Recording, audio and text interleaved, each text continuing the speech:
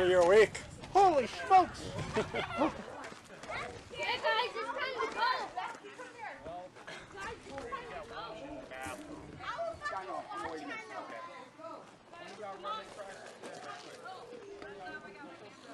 That scared me. That scared me. That's bigger than the gunshot. It gets their attention. Hopefully, driving down the...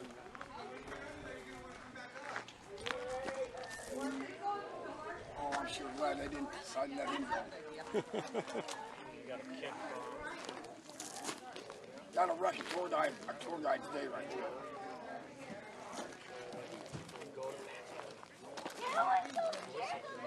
How do they have enough oxygen to do that? Pumped it in. Well, pumped it. I pumped it in, but they're in the coal mine. I don't know. Oh no, with the kids It's so easy to crying. breathe down there. Yeah. Yeah, that's easy. Oh, to breathe down there, yeah, just like Oh yeah, I was joking about the girl. How does she have enough oxygen just to cry like that? Boys. Yeah.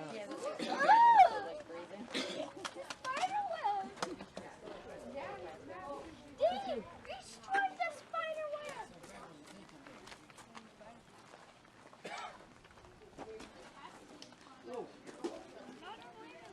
Took a bad step. I didn't know there was uneven A ground. little loose gravel here. Yeah.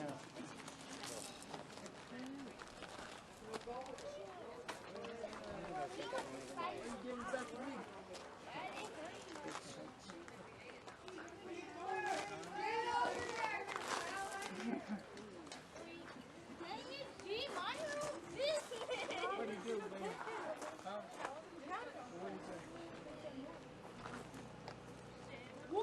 Everybody will make a circle around this. Just looking out of the bathroom. Like that?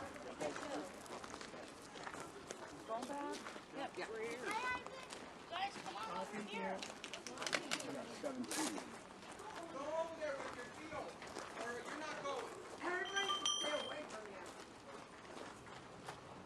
Around here, please? Yeah, I'm there the rest of them.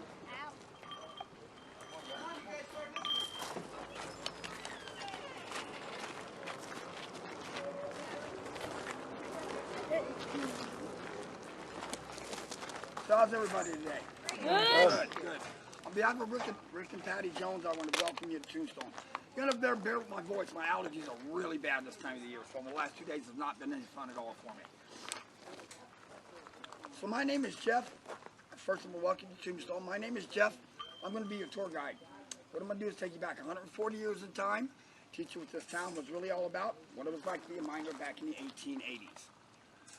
They hadn't invented lanterns yet, so this was a hard rock silver mine, all done by candlelight, hammer, chisel, and dynamite. This particular mine had 50 men at all times, 20 drillers, 20 muckers, 10 supervisors. Drillers came at the beginning of the day, they were just a 4-pound sledge, 12, 18-inch chisel like so. That's what they did all day, hit, quarter of a turn, hit, quarter of a turn, hit, quarter of a turn, for 10 hours a day. At the end of 10 hours, they would pack the dynamite, get the men out, blow it, let the dust settle, and the next crew would come on. So it was a 24-hour round-the-clock operation. All started with a little prospector by the name of Ed Shefflin. I know you haven't heard of Ed. A couple books out on Ed. He's a pretty amazing man. Most people consider Ed to be the greatest prospector of all time. You guys hear me okay? Okay, good. So from this side, it sounds really bad. So Ed left home with Oregon at 17, decided he's going to come out west and do some prospecting. Got as far as California, met up with a couple of Indian scouts. Ed thought to himself, safety in numbers. Guys, you mind if I ride along? Sure, Ed, come along, no problem. A couple miles up the road, they realized this wasn't a very good idea. They're out here looking for Indians. Ed just wants to stop, look at all the pretty little rocks. So they go a couple miles further, and Ed realized they're getting a little irritated with him. So he looks up and says, guys, this is not working out. I'm going to have to break off. One scout looked at Ed and said, Ed, you do not want to do that. This is very, very hostile Indian territory. The only stone you're going to get in these hills is a tombstone. That's what he named his first claim. And the sound came later. I'm waiting. I'm going to see if it's short. Amber. My voice is shot. Take over the phone.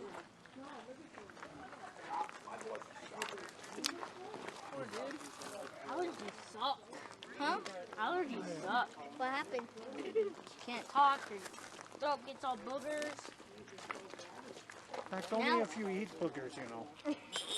No, it's only girls who eat boogers.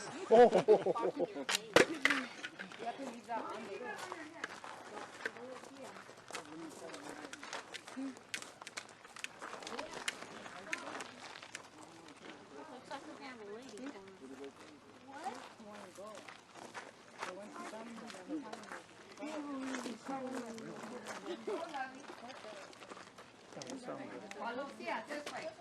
What do you want to do?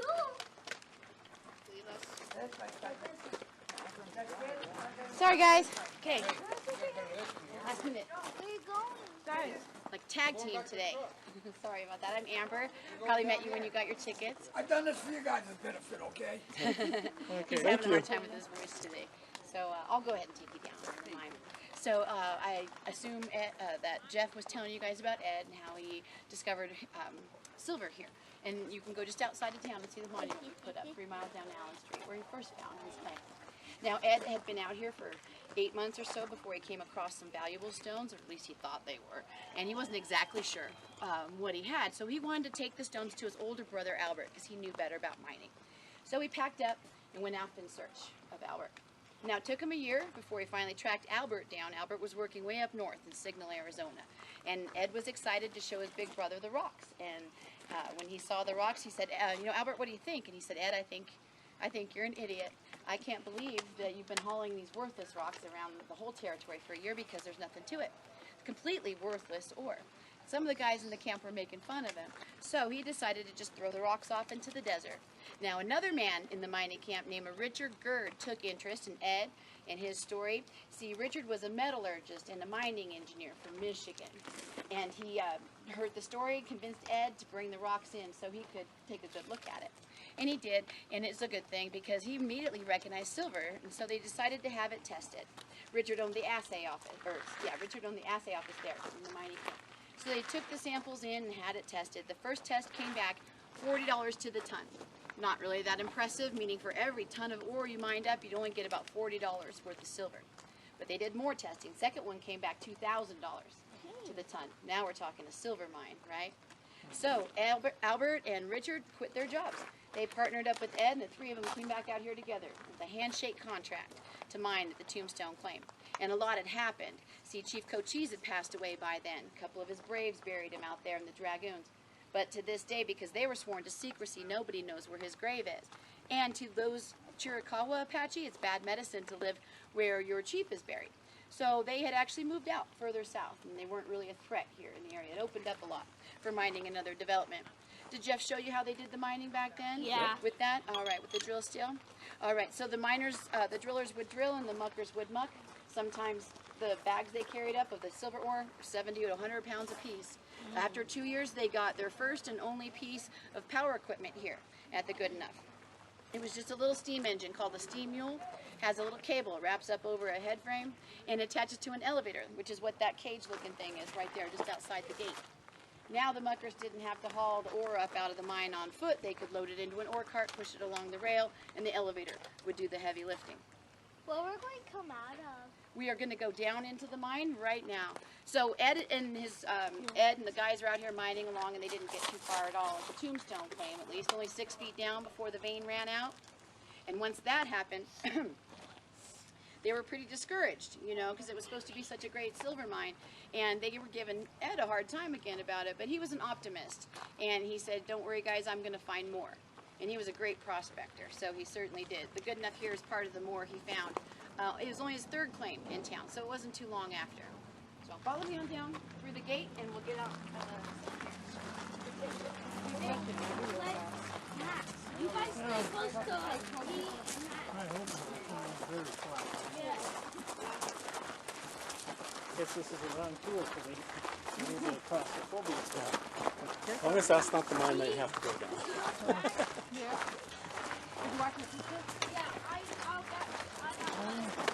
Or do you want to watch that?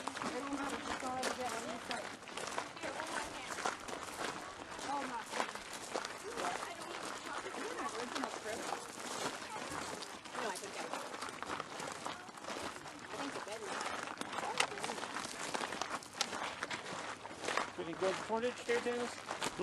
Good footage? People walking. Yeah, yeah. I mean in general. Oh yeah. Yeah, I got a couple I'll good go through it pictures. all and take me a while.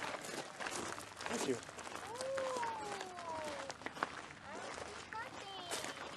So this steam engine here is a little newer than what they have, but it gives you the idea. Now the shafts that run vertical in the mine are one-way street. And if it's where they throw the ore down to the next level below, they call that the winze, and I'll show you that when we get underground. But the other one that comes up with the ore, with the elevator pulling it up, is called the rise. And our rise is between the trees on the ground right there. You can see that little grate, that middle grate, it's covering a hole. And that shaft used to go down to the bottom of the mine, 470 feet down. It's filled in mostly to the top now, but that's where the steam engine and the elevator would have been working. Now from the Dragoons this way, it's about a 40 square mile mining district with over 11,000 claims on it from 1881 to 1981. And 928 of those claims turned into real working mines. 26 of those were what they considered major producers, and 19 of them were owned outright or partnered up with people and Ed. That's how great of a prospector he was. He sold his shares here after about a year and a half or so mining at the Good Enough, and they gave him $650,000. In today's money, that'd be almost $12 million on just one of the 19 major producers in the area. So that man was free to retire as a multimillionaire in the early 1880s without problem. So we'll head down the hill a little further and I'll show you the old entrance to the mine. Well, that's a pretty big chunk of change. Not as much of a fortune. I've read that it was like 200,000, but that's what they said before. Either way, that's a big thing of money. Even now, Shafts, that went down. that's why we used to go out in the desert when we got here. We drive around, but you have to be so careful because there's shafts that you can go down. Behind this grate right here, you can see about half of an opening that used to be the entrance and exit into the mine where the muckers would have been working, pulling the ore out back then. This is the discovery where Ed first found the silver. When he had it tested, it came back at $1,800 to the ton, and he said that's good enough for me. And that's how we got the name for this particular thing. He had a little bit of a sense of humor, as you can see, when it came to naming his mines. Now on our property here, we have two other mines that we do tours on. This is the easy, everyday, hourly one. We have a harder one, sort of an intermediate level. It's for ages 12 and up, and we do it a couple times a month in the Tough Nut Mine, which is just on the other side of the ravine there. And also in the Gerard, underneath the pole on the hill. Those are our extreme tours, could be anywhere from 5 to 7 hours a piece. Pretty dangerous, so those are for ages 18 and up. But if you're going to be coming...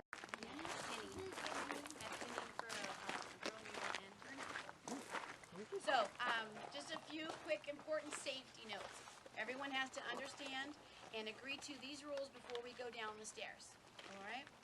Listen up. You guys have to be my supervisors and make sure the adults pay attention to the rules. Okay? This is a real mine. There are dangers outside of the path. Some of the shafts in here fall down very, very far. We stay together and we stay on the path. If you would like to take pictures, that's fine. Video is wonderful too. Please don't lag far behind, though. I need to make sure I can see everyone the whole time we're in the mine. A very important boundary that you can see, and not to cross, would be the handrail like that, just behind my donkey. Handrails are cool to use as handrails, but don't cross that barrier. There's yellow safety chains blocking off dark tunnels. Don't go past that either. We stay together, okay? Another important rule, anytime you're in any mine anywhere, you have to keep this in mind, not to touch the wood. The timbers that you'll see that look kind of like sawed off trees, those are helping hold the ceiling up. So it's important that we don't lean on them or touch them. Okay? Now, this one's a little bit more difficult, especially for the little ones. This mine is what they call pristine because it's in really great shape. It's a really cool example of primitive mining. We want to preserve it. So if we touch it, it kind of breaks the rock down faster. Try not to let our body oils get on the rocks so that we can keep the mine nice for tours in the future, okay? And lastly is hard hats. This is for the taller among us. There's a lot of low spots in the mine because miners were 5'4" to 5'6", so they weren't very tall. Now, I don't have to duck anywhere as we go through the mine, so I'm not going to be able to give you a hint about a low spot coming up. But some of them are painted bright red. You'll see them on the ceiling, our learning rocks, to remind you to duck. And that's all I can pretty much think of so far on the safety rules. I'm going to move the donkey and open the gate as long as everyone understands and agrees. Yes. What's the name of this mine? This is the Good Enough mine. Good enough. You like that? That's turquoise. Thank you. Don't touch nothing. This one's close, but It's a hawk. I didn't even see some of those wild boars. Move the donkey. We don't want to see one of those wild boars. She might rub her head Yeah, on they you. usually She hang has on an the itchy golf too. face. I'm sorry. Come on in. the donkey's coming to visit. Oh, well. Come on in. Donkey and wait in the shade. Good girl, yeah. Come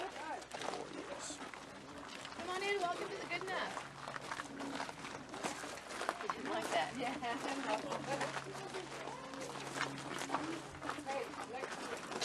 Right beside here. Such a fool. Better with mountain lion.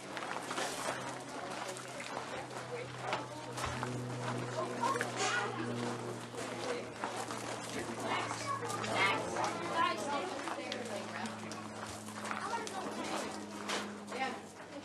So they don't come around much anymore.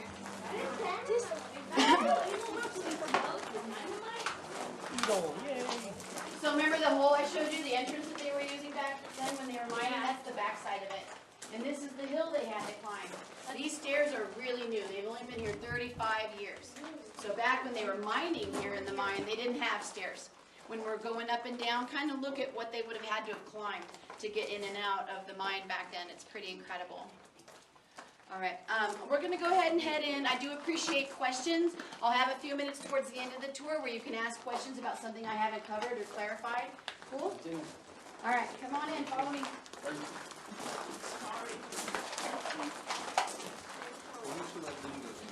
Yeah, so they can stay together. All right, they're in between. You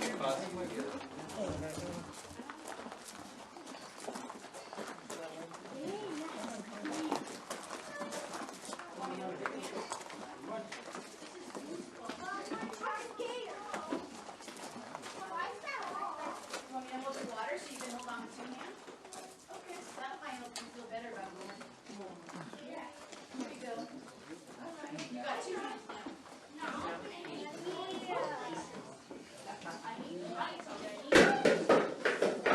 Oh, there goes a helmet. Not tight enough. Gotta have them on tight. They didn't have them. You know what, we'll fix it when we get off the chair, okay? All right. Oh, Dennis, look out. Whoa. Bryce has to look. I don't think I'm tall. I don't think I'm tall enough. You're clear just fine.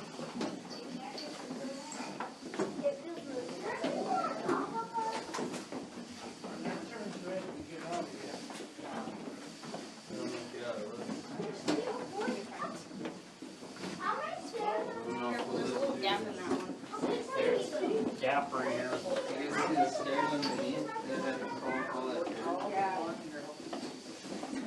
Hey, you can tell it's nice and cool on here. It's gonna get cooler.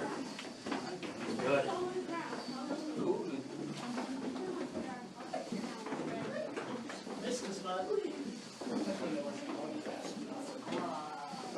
Now that doesn't want to look good right there.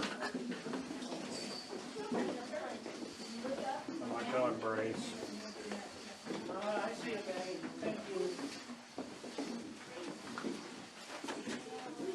Right down at the bottom is the lowest spot. Yeah. Watch your step, baby.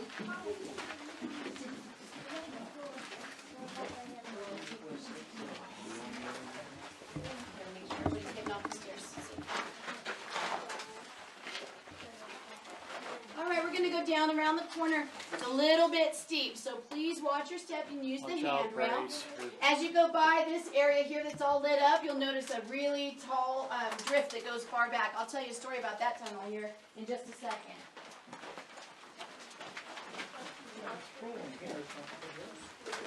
Cool or cool? Temperature-wise. And neat. And neat. Yeah.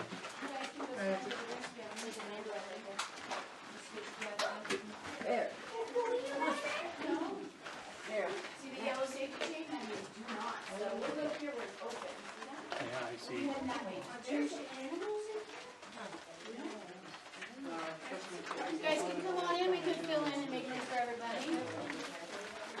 ceiling.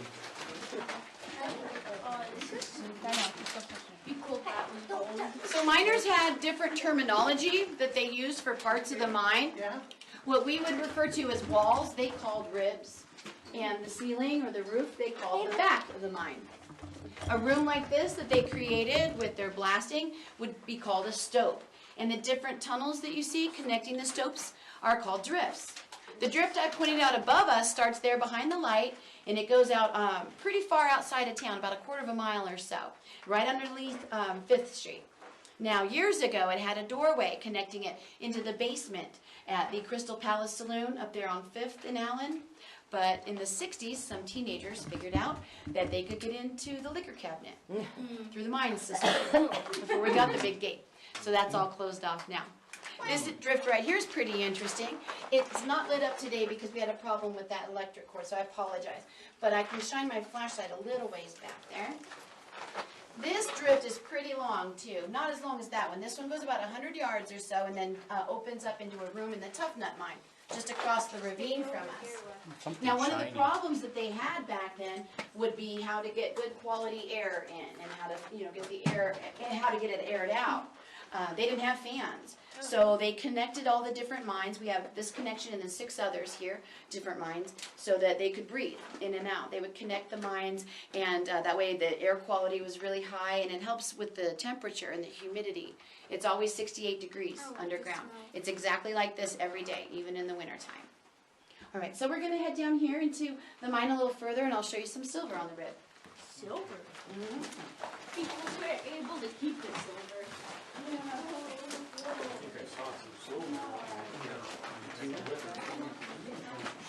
All that glitters isn't silver.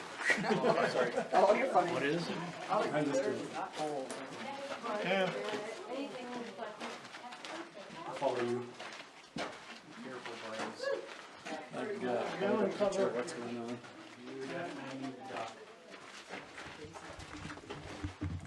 In front of the light, right here on the rib, you'll see this ugly black mineral. It is silver chloride, which is what they're mining when they're mining for silver. And this is low grade, apparently mixed with some manganese, which is another mineral. And it's just to show you that silver is not actually silver, like our jewelry. When it's in rock form, when it's still ore, it's actually black. Wow. Now, right behind us on this side is a pretty cool construction. This is something that the miners would build. You see how they stack the timbers here? And then in between the timbers, they would stack all these rocks. And there's no cement or anything holding them. They just kind of stack them and twist them like a puzzle until they all lock together. This is called gobbing or cribbing. Most of the miners working down here were European, English, and Irishmen, and they had a lot of experience. So this is something they would do with the waste rock. They could take the waste rock up out of the walkways and stack it up in here so that they created a walkway, a nice big like wall or fence, and it helps support the back of the mine too. So it's doing double duty. All right, follow me this way. You can get a good look at the gobbing on the way to the valley. Wait for them to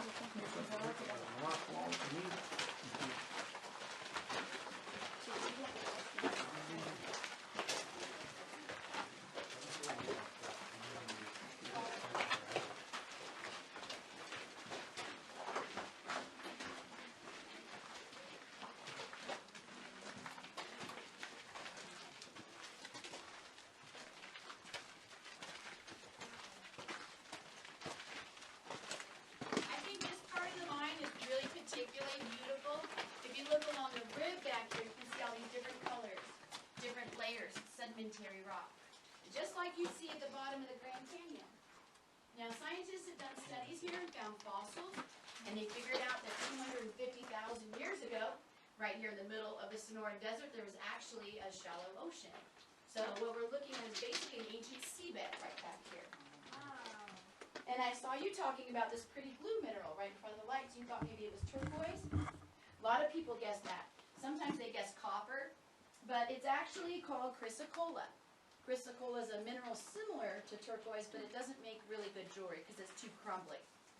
But now they've figured out if they do go ahead and crumble it up, they can mix it with like a resin, and then they can make turquoise. So be careful out there. Some of that's chrysocolla. Right above me, you see these boards sticking into the fissure above my head. Think of it as a seismograph from the 1880s.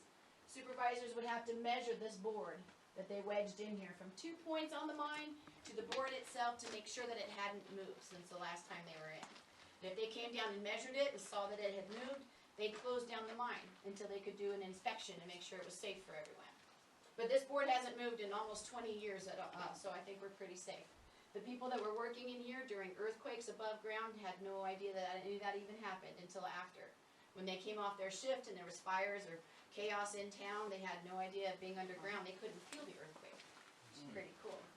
All right, we're going to move into that room there. You guys can have a seat on the bench if you like, or stand up on the other side of it.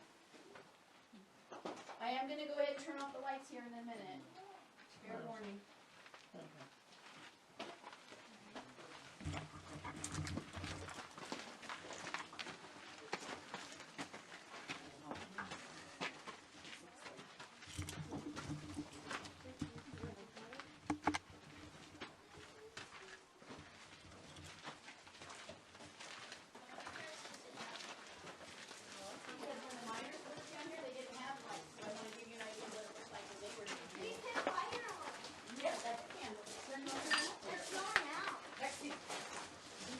Miners arrived for their shift, they were issued their tools, and that would also include their candles. But back then, candles were made from animal fat, so they were pretty expensive, and mine owners are pretty cheap, so they only gave the men 3 candles each. And the candles only burned for 2 hours apiece. So you can see the math problem that we're having. You're going to have to do some mining in the dark. So I'll go ahead and cut the lights now and give you an idea of what their working conditions were back then.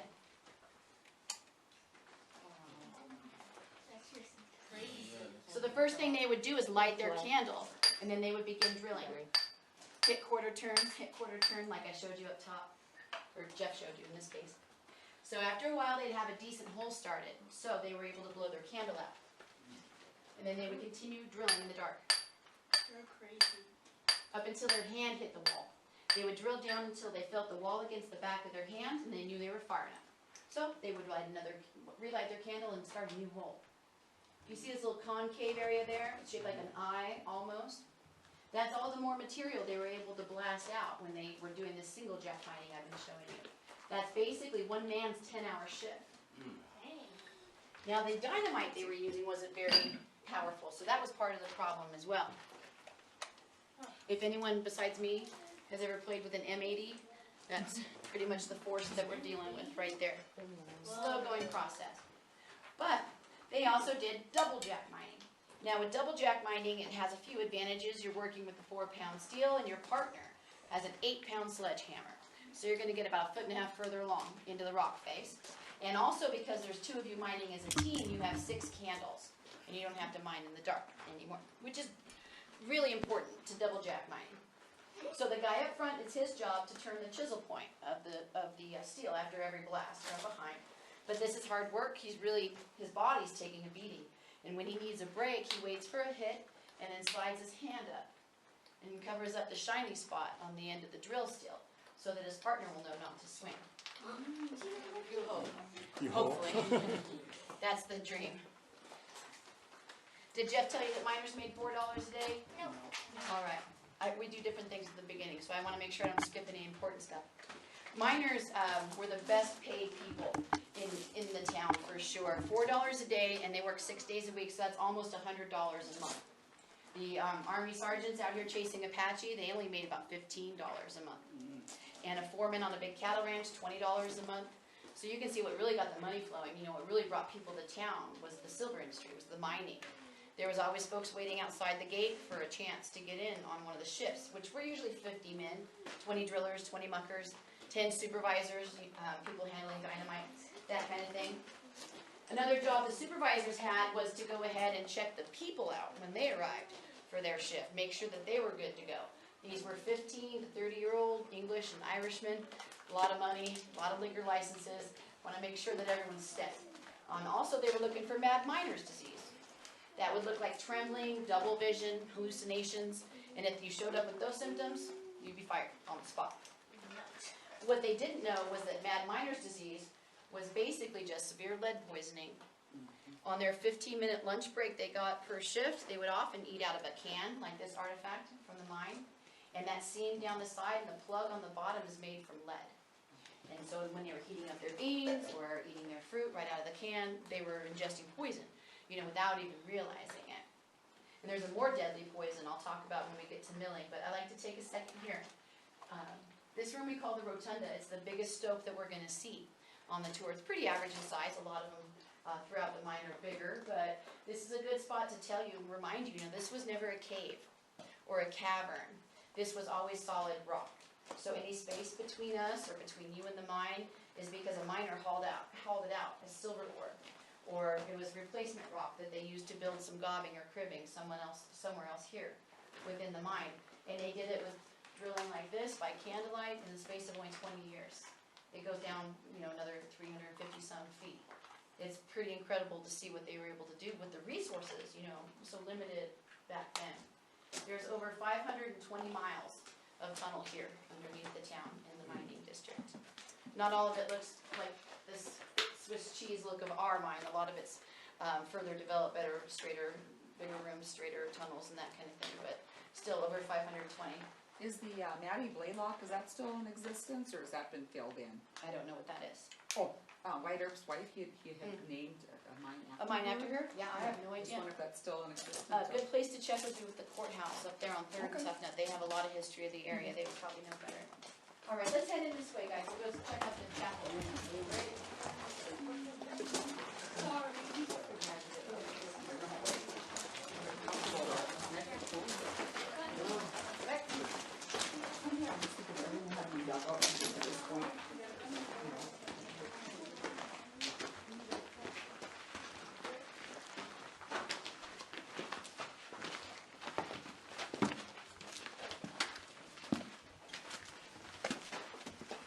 Go see one.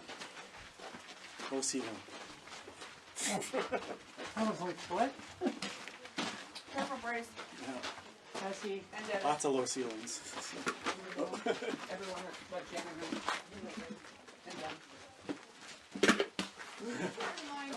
Please finger. Helmet on. Yeah. This part of the mine's been known as the chapel for years. See how you can see it here? And then further back another level too. We sort of capitalized on it. No one seems to remember why, but we have our wedding ceremonies down here now. Yeah, we've had 38 to date so far. So if you or anyone you know wants to get hitched or renew their vows 100 feet closer to where, this is kind of a good spot for that. Right above us, 110 feet up, is our library. It used to be our train stop back then, but it's our library now. It's at 4th and Toughnut. So we've come about a block or so in our tour so far. But the important part of the chapel to the mine is that this is the winds. This is where a mucker would take his bag of ore and throw it down to the next level, and then someone there would throw it down to the next level, and they would work all the ore down to a level where it had a rail. That way they could load it all into a big ore cart and then push it back across the mine to the elevator, and it would be lifted out of the rise by the steam mule. It's a really efficient way to do mining. A lot of places still mine like this. So I'll let you get a peek over the rail there at the winds, and then we're going to head down the trail this way. Ooh, pardon me, sweetheart.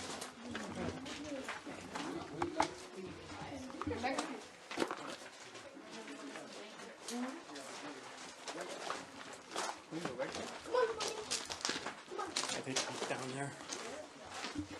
Yeah, what's down there? Just, Not much, just where they threw their rocks down. I'm sure way down there, there's a lot more.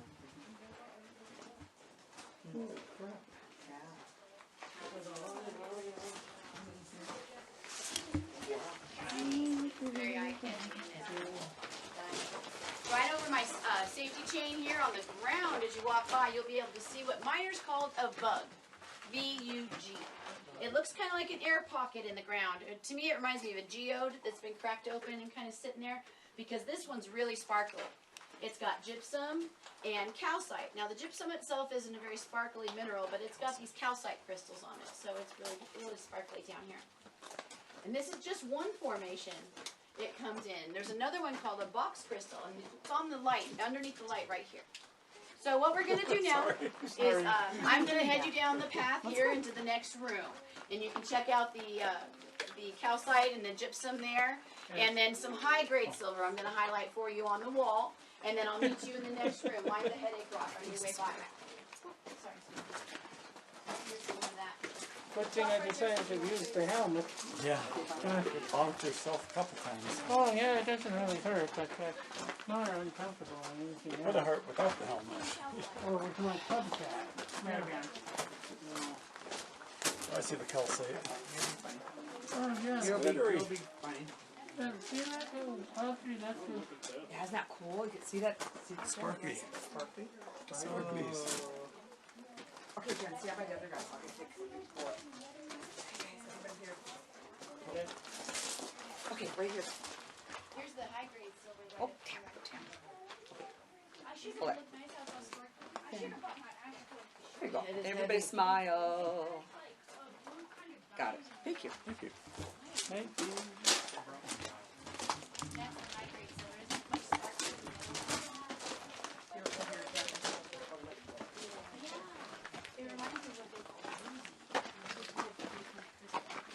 Oh, this is a cool shot. Still, guys. Yep, that's the good stuff. That's One the more. high grade silver. Really cool. Watch out for the headache rock on your way by. Yeah, Trust me. a little steep. This is the high grade silver here. This is what they really would have been looking for. Oh, that is pretty. Yeah, this is a lot different, huh, than what we saw before. Good Irish and English folks like my ancestors. Oh, stout people for sure. And it's probably sarcastic too. That's the only rock. Oh, I don't even have to worry about the headache rock. I still fit underneath it. Oh, perfect size. Oh, that is cute. Oh.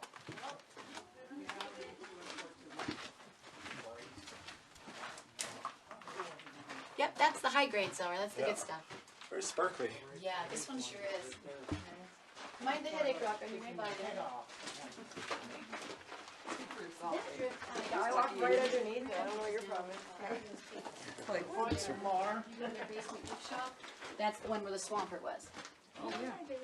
Which one goes to the swamper? Right there. Oh, it does. Okay. Yep. Pardon me, honey, I'm gonna Sorry, miss. bounce right up in here. This is a piece of real silver ore from one of our mines.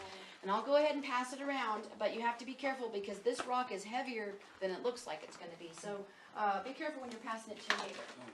There you go. What's the black ball right there? Oh, I'll tell you, you're always one step ahead. You should do this. You wanna do this for me tomorrow? I wanna sleep in. You are a good guesser. You always know what's coming next. Perfect. Give me what I have to know. I will. I believe you. And you'd probably be great at it. So once they got the silver ore out of the mine, they needed to get it to the mills for processing, and that required a lot of water. So it was on the river, San Pedro, about 9 miles away. So they loaded it up into big ore wagons, like the one that we have in the middle of the yard up there, but even bigger. And they took it to Charleston, and then they put it into what they call a jaw mill. It's a big crusher, just like a mouth, like you would picture. And it bites and gnashes the pieces down, and they end up being about that size. And then after that, it goes into the ball mill, which uses steel balls, like this. And they toss it, like kind of tumble it, like a dryer or a rock tumbler. Balls this size all the way up to about 18 inches in diameter. And it breaks the ore down into tiny little chunks, about an inch or an inch and a half or so.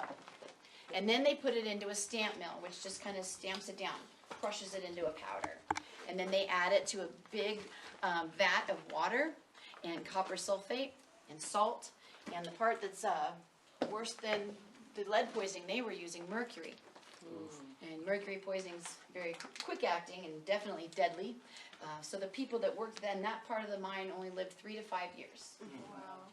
Now, they figured out eventually that it was the mercury, so they switched it up for safety, and then they started using cyanide. That makes sense. That's better. That's better. Sounds a lot healthier, doesn't it? So after they got it all boiled down, they would skim it off and then pour it into big, what they call ingots. A little bigger than the silver bars that we're probably picturing. Those that they made back then were 180 pounds. 180-pound chunk of silver to keep it from getting stolen, you know, because no one's going to go through the desert with a 180-pound backpack very far or very fast. So they didn't lose a lot of silver, fortunately. And then they would have to take the ingots in the wagon back up to the train station and then out to Benson, El Paso, all the way out to the mint in New Orleans. And at the mint, they would make it into silver dollars. If you find a silver dollar, if you find a Morgan silver dollar that has an O mint mark, meaning it was minted in New Orleans between 1880 and 1882, that silver came here from the Goodenough exclusively. I actually have a Morgan dollar Nice. from an old, but it was a 1896 old. It's probably still a mix of Tombstone district mines, but not just good enough. Ours is probably in there, but others are too. So after after some time, you might have been told that the flooding is what caused the silver industry to collapse and the mines to close and the town to go bust. But it wasn't really the water. That didn't affect very many mines at all. Most of the mines didn't go down that far. What killed the silver industry was the price of silver, which is just politics. When they were talking about switching our currency from a gold and silver to just a gold standard, it dropped. And then the rumor became true. It dropped again. Congress took action, and they passed a bill that was supposed to protect the silver industry, and it worked until it was rescinded. And when the Sherman Act was rescinded, silver dropped to $1.20 an ounce, or I'm sorry, to 24 cents an ounce. Wow. 24 cents an ounce. I know you can't even mine dirt for 24 cents an ounce. That's what caused the silver industry to collapse and the town to pretty much go bust, down to 150 people. At one point, we had over 15,000 people here. They said we were the biggest city between St. Louis and San Francisco for a while. But after the silver prices dropped like that, the mines closed and everyone left. We'd have to have silver up around $200 an ounce for a company to come in and mine. There's plenty of silver here. It's just cheaper to import it, which is what they do. So I think we have a few minutes to take some questions before we head up. Yes, sir? So, would you guys, if it was safe enough, would you guys start mining here again? The owners, the people that own this mine probably wouldn't because they like us to be able to do tours and teach the history. But there might be some mines in the area that would do that. And there are mines still working, silver mines in Arizona, just not right here. But yeah, I don't know exactly where they are. I just know that they exist, but they're not making any money on silver. Yes, honey? Are we going to go back after? Are you ready? Okay, let me make sure no one else has any questions. That's a very important question, though. That's it? Anything, Ben? All good? All right, so we're going to go ahead and hit the stairs. When we get up top, I'll tell you all about the honey cart, and then we'll be all wrapped up. All right, follow me on out. It'd be cool if we were able to live here. Well, I heard a boom, boom, boom. not in the mines.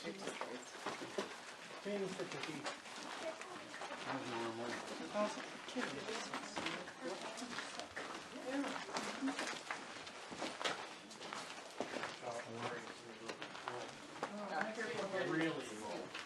What's the...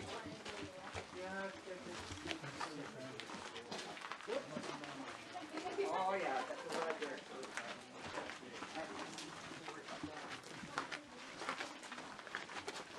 We kind of need to see exactly where this is, like, what's up, that house? Hard to believe it. That's why we should go back to the silver standard so we can make it home. Oh, I know, right? So when you go to Disney tomorrow, you'll see the copper mine. Yeah. Huge. And the hotel, like they say, it's called Copper Queen. Queen mine, copper there. You can actually go underground and stuff. I probably won't, but you guys are more than welcome over there. You want to go to ground with us?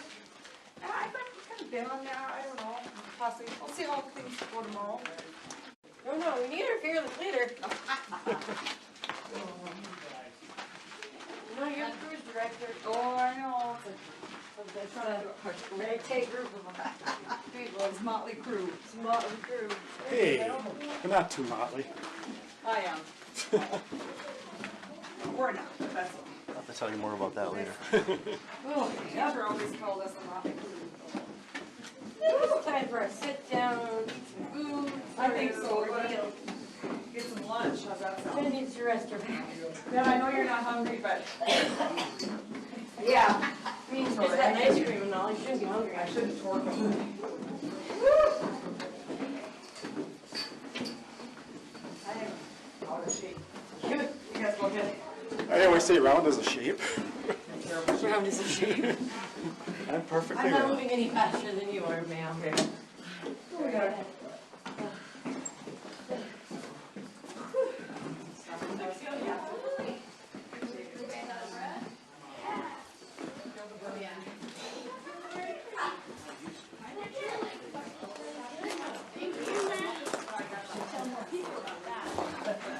I figured you might be using that. You'd think so, but not really. Are you okay?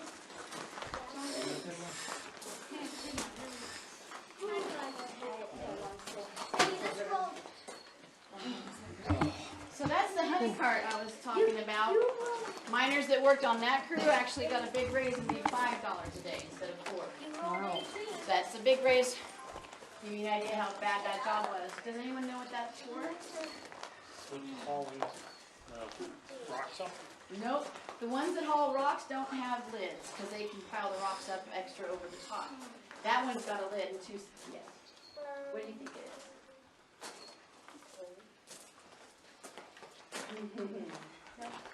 She knows. I think she knows that she taught us last time.